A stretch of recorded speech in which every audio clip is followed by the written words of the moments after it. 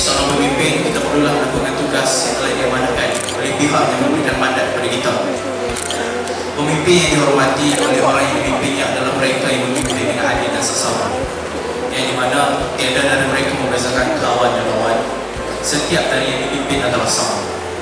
Hadirin yang saya kasihi, Badan Kepimpinan Sekolah merupakan organisasi yang memberikan peluang para pelajar untuk memimpin sesama mereka bagi menyampaikan aspirasi yang dizahirkan di tingkat yang lebih tinggi. Tidak dinafikan bahawa wujud segelintir pihak yang mengambil mudah tugas kepimpinan ini.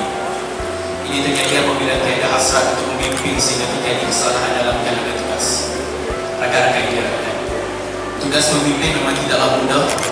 Kita semua merupakan contoh dan teladan yang akan diikuti oleh pelajar-pelajar yang lain. Kita merupakan golongan yang terpilih untuk berkhidmat dan memimpin, bukan hanya kepada guru, juga kepada rakan-rakan kita yang lain.